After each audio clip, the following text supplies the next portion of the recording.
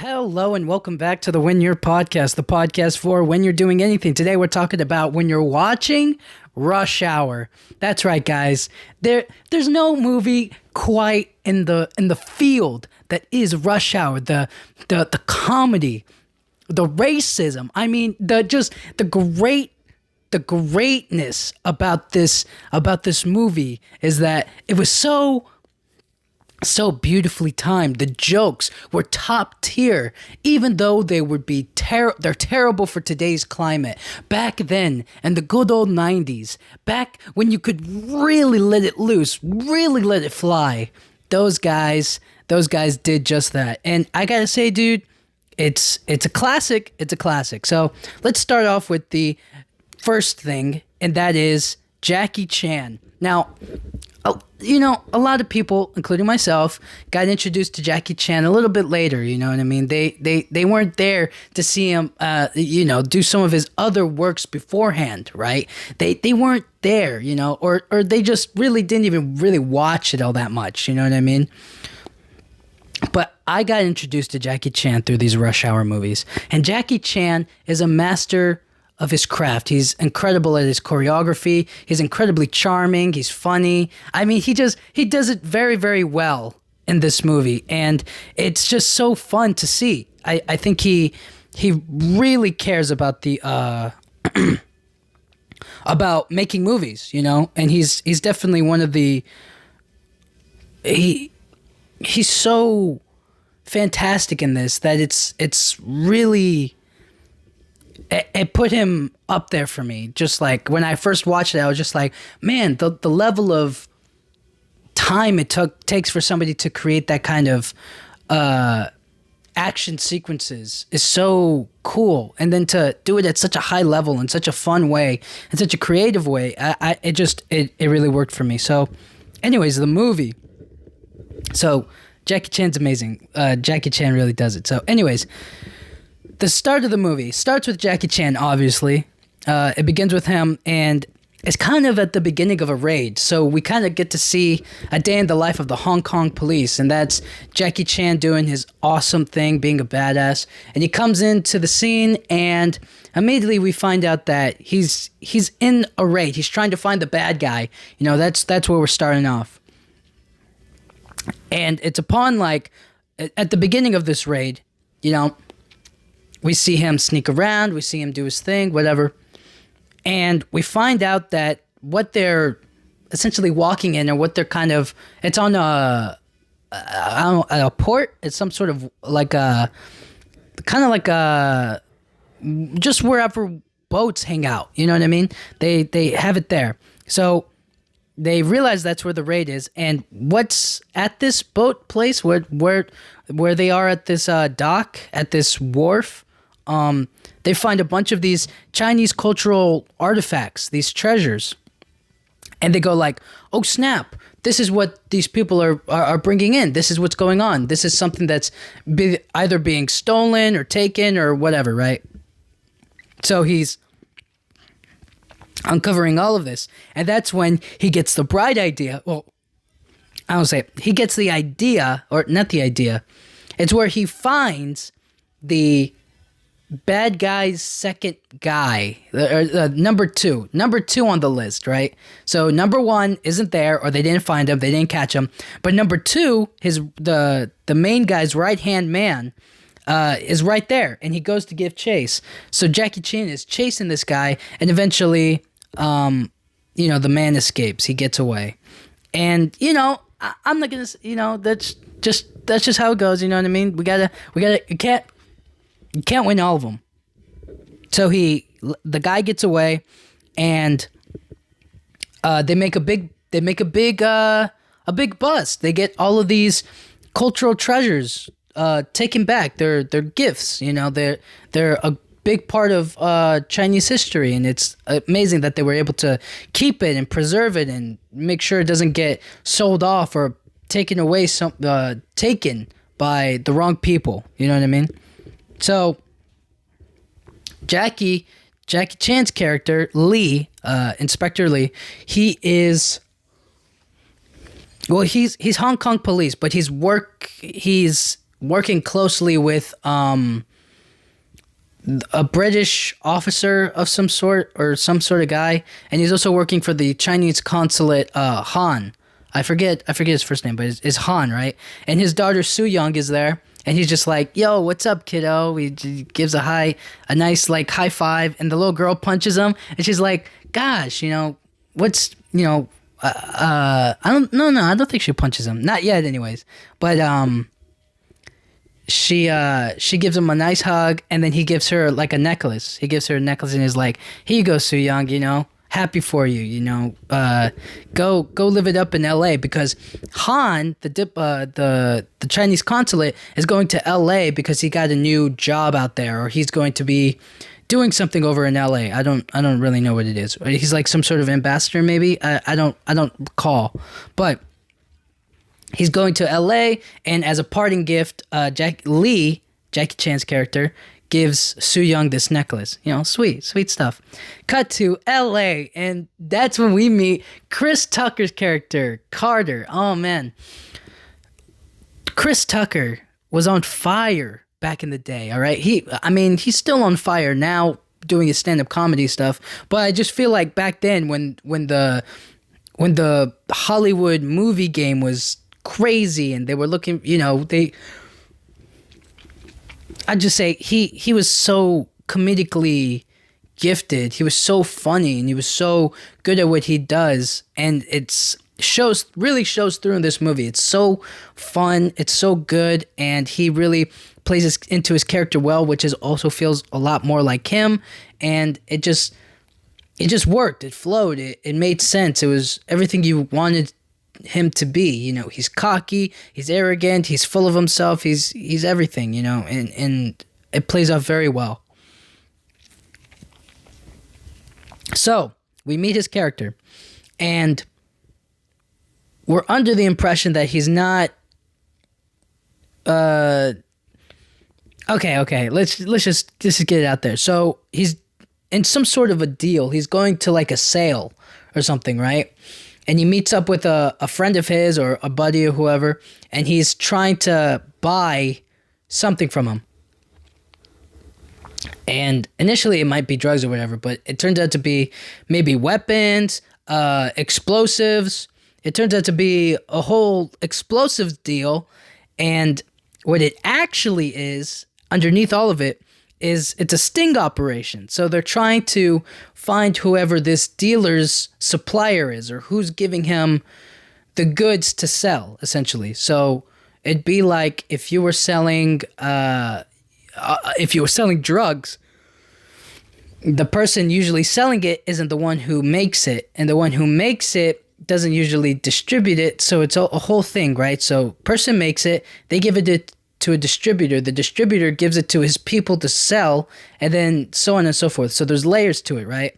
So by doing the sting operation, Carter was supposed to make the deal, figure out who he's selling to, and like kind of get involved in all of it. What ended up happening was police officers show up, and his friend starts going crazy. And then Carter starts going after the guy that he was selling to, and he blows up the explosives, leaving no trace of anybody who he could have got it from. And he saves, I don't know if he saves them, I don't know if they really get shot, but he makes the arrest of the guy, essentially. And he goes like, "Hey man, I forgot to tell you, I'm LAPD." And then he arrests him, whatever. So we're still in LA, but now we get a look at Soo Young's life. Soo Young is now living it up in LA. She's having a good old time, just doing her thing, you know what I mean? Singing Mariah Carey. She was singing that song. She was singing. And in the middle of rush hour traffic, she gets kidnapped by the guy Jackie Chan was chasing at the beginning. Sang, I think. I don't remember his name. But now that the Chinese consulate's Han's daughter is kidnapped, it's full-blown mania. Now it's time to find her, time to get her back. And Han thinks of the one person he can call to crack the case, to find his daughter, and that's Lee. But the problem is that the FBI who are involved, they don't want Lee there. They just want him out of their business so that way they can do real work. So, who do they get to take care of? Because Lee's coming no matter what, but they can't have Lee join the case. So they have to have somebody kind of supervise him. They have to have somebody watch him so that way he doesn't get in their way. That way he doesn't really dive into the case. And what ends up happening is they get Carter on the job. Carter thinks that he's going to be recruited by the FBI and it's going to be a big deal, right? It's going to be super cool. But it turns out they don't like him because the sting operation didn't go well. He blew up the explosives. The guy isn't talking. They can't get anything. They're nowhere. Dead end. And as a punishment, they gave him a assignment to look over Lee. But little did they know, it was going to be a great decision. So Carter's now taking care of Lee. They meet and they automatically don't like each other. And they start... Carter says to himself, well, if the FBI is going to put me on this terrible job, guess what I'm going to do? I'm going to go investigate on my own. I'm going to find the little girl, and I'm going to rub it in their big fat faces. So he's babysitting Lee, and he's taking him on a tour around L.A., and he's trying to find out what he can about the little girl, about the explosives, and who he can find. And in the middle of all this chaos, we see some great banter back and forth between him and Jackie Chan, which is so funny. And then eventually, long story short, Lee escapes. He gets out of there. And when he leaves, right?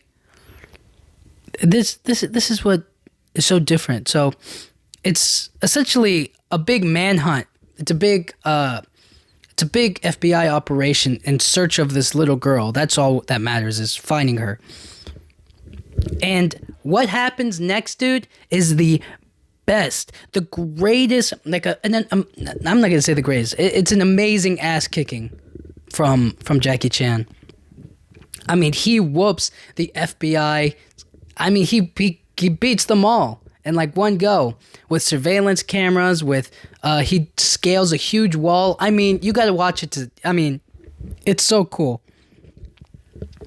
But he arrives to Han's home in LA. And everybody's like, we have to stop him. There's this guy is the bad guy. He's the bad guy. And it leads to an ass kicking, it happens. And then he becomes a part of the investigation. And then Carter shows up, and he's obviously going to be reprimanded. His car gets towed because Lee took the steering wheel, which he was handcuffed to. It becomes a whole deal, right? So as soon as Carter shows up, Lee backs him up. He's like, yo, listen, Carter is actually a good guy. I just needed to come talk to you. He wants to look for your daughter as well, and we're going to do the best that we can. And Carter's like, you know what, guys? I'm just gonna make a call for a taxi or whatever, and I'm gonna be out of your hair or whatever, or I'm gonna go work on something along those lines. And so he picks up the phone right as it rings. Like, it rings like once or twice. He picks it up and then he starts trying to make a call, and that's when they get a call about a ransom, a deal, a negotiation for, I think it was like $50 million. It was $50 million because he has that big line of the funny line where it's like, $50 million. Who do you think you kidnapped? Chelsea Clinton? He has that line. So it's $50 million. And he does this great bit, obviously spoilers for the movie if you haven't watched it, but like, he does this great bit where he's like, it was like 10 million in 20s, 10 million in 10. And he's like, you want your fives with that or something like that? No, he wants 20 million in 20s, 20 million in 10s. No. Was it 100? No, 20 million in hundreds. I don't remember exactly what it was. I think it was like 20 million in hundreds, 10 million in 20s, 10 million in 10s, and then he's like, okay, you want any fives with that? Something like that. Man, I can't believe I'm messing it up right now. But anyways, it's just like an order or whatever. So they're going to make the drop. There's going to be like a deal of some sort, and they find a building where they believe Soo Young is. But Lee figures out that it's not safe because there's a bomb up there. And they go to try to tell the FBI people, but Carter kind of like wimps out, and they don't listen to Lee, and it ends up with the FBI team dying in an explosion because they didn't listen. And at the same time, Lee and Carter see Sang, the guy that Lee found at the beginning who escaped, and they see him again, and they chase him. They chase him down. And during the chase, he drops like a detonator thing. So now that they have the detonator, that's their next clue. Where can they go? And there's like this female detective who works with Carter. I don't know if she's like his partner, but they and I mean detective partner, not romantic partner. But they need to figure out what it is. So they go to her to figure it out. And she tells them it's a detonator. And it traces it back to some C4 explosives. And that gives Carter the brilliant idea of, I know somebody who deals with C4 explosives, and it's the guy that he arrested at the beginning of the sting operation. So he goes back to the guy he arrested at the beginning of the movie, and he's just like, yo, listen, I need you to tell me what this is and what it can do and all this other stuff. And it's actually a really touching. It's a really fun scene. We get to see the difference in tactics between Carter living in L.A., being an L.A. cop, and Jackie Chan's character Lee being a Hong Kong police detective. And we see kind of just the difference in technique, sort of. Not like a good cop, bad cop, more of like a silly and more kind of more of a ridiculous interviewing tactic as opposed to a real interrogation. And I say real interrogation because he doesn't use typical methods. He just tells him how he feels. He's just like, I don't care about you. I don't care about him. I care about where this little girl is, and you can help. Tell us where she is, or tell us what's happening. And he tells them, he's like, listen, the guy's name is Juntao. He works at this China food chow restaurant, and if you go in there, maybe you can find him. Maybe you can figure it out. And they're like, thank you, man. And then Carter makes some fat joke at the guy because he's not skinny. He's a bit overweight, whatever, right? So they arrive at the restaurant, but they can't just go to the restaurant. I think it's a waiting game because they have to wait for them to be there. And if they go in there, the chances of them being recognized are very high. Whereas Carter is a little bit more anonymous. So I don't know if they're waiting for the restaurant to open. I honestly don't remember. But I just know that night they start singing to War. Who? I mean, dude, so fun. This is what's great about the movie, right? Is like, yeah. All that other stuff is cool. But like just seeing these two interact, have fun together, really come from different places in the world and still have a relationship, a friendship in their downtime, And that's what's cool about the two of them is that it's not just about, I mean, in my, what I think of the characters, but like, it's not just about the case. It's not about all this other stuff. Yes, that unites them, but they have such a good chemistry together that it makes them friends outside of their job even, because you could see those two practically do anything together and it'd be fun. It'd be funny to see. Just like when they went on the on the tour bus or when they went to look for the Hollywood Walk of Fame and stuff like that. You know what I mean? It's just fun to see them together. Obviously, they do have a job to do, so it's not like they have a lot of time to hang around, but we do see that they are friends. You know, they can be friendly with each other. So, long story short, they go to the Fu Chow restaurant. Carter goes in there, and they cause some mayhem, some panic, and essentially, the FBI they were supposed to do a ransom drop of money in exchange for Soo Young. But because Carter and Lee went to the restaurant before the FBI could drop off the cash and get the girl back, now they lost Soo Young, and they don't know if they're going to be able to make another ransom drop. They don't know if they're going to be able to get his daughter back.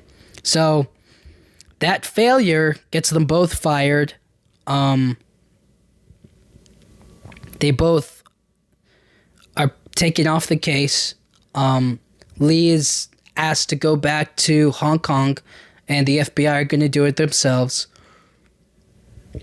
And Carter's he was never really a part of any of this. He was just, kind of there.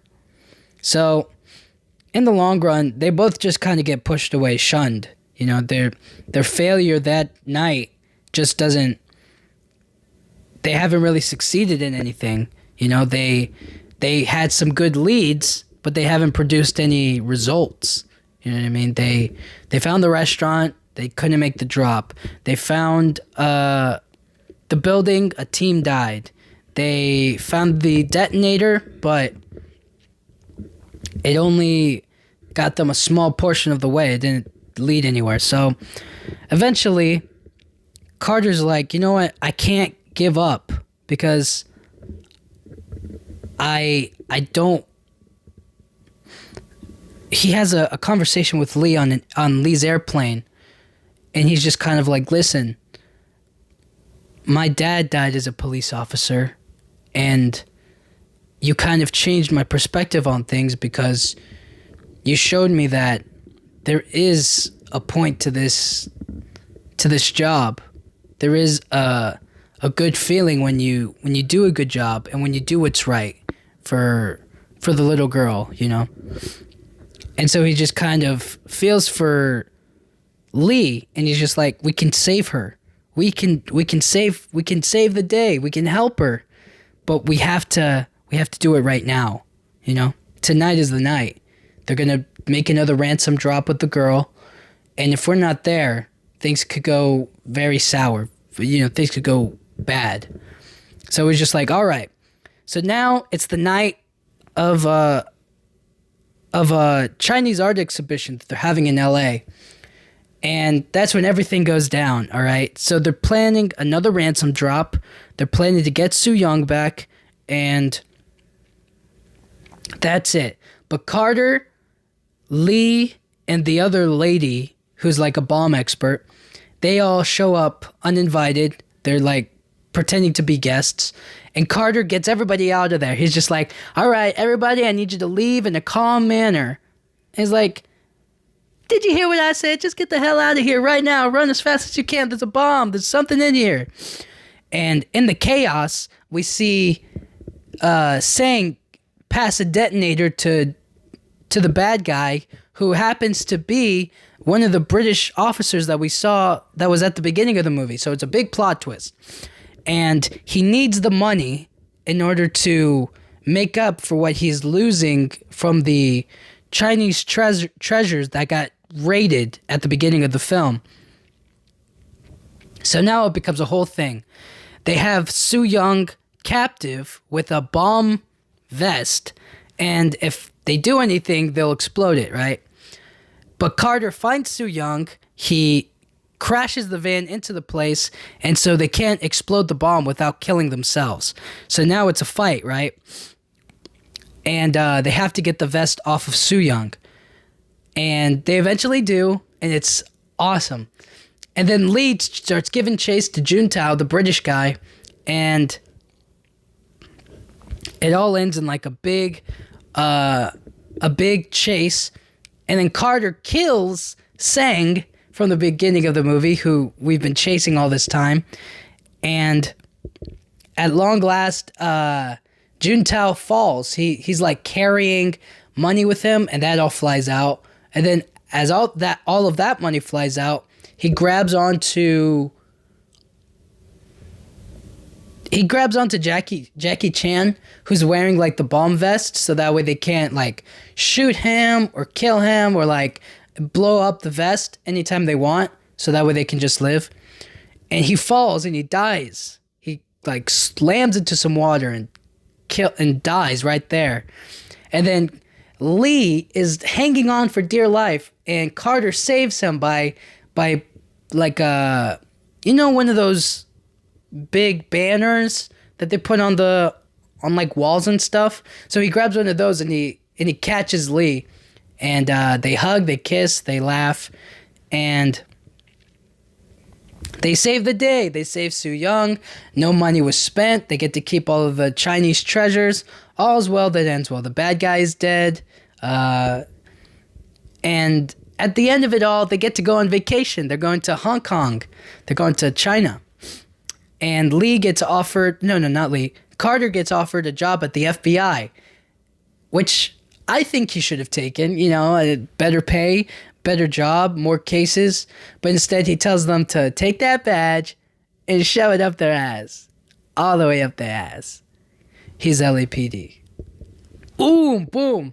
And then the movie kind of ends there. They get on the plane, and then some funny bit happens. But long story short, the movie, when you're watching Rush Hour, be prepared to laugh. Have some popcorn with you. Have some snacks. It's definitely a popcorn movie. It's a lot of fun and great action. You might need to prepare yourselves for some... Obviously, this is not a kid's movie, even though I did watch it when I was a kid. But, times were different. And, it's just the way things were. But all in all, the movie's fun. Definitely a great movie to laugh at, or just to get a good laugh in, or just to sit down and enjoy some popcorn with maybe some friends, or whatever.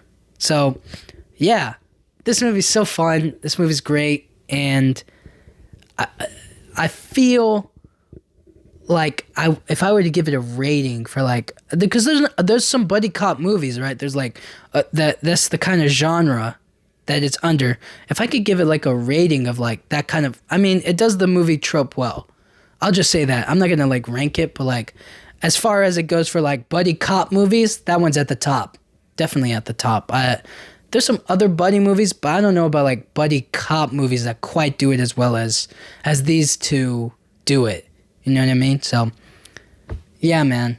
Rush Hour. Great movie. Fun times. And thank you guys so much for listening. I hope you guys enjoyed it. And I'll talk to you guys all next time.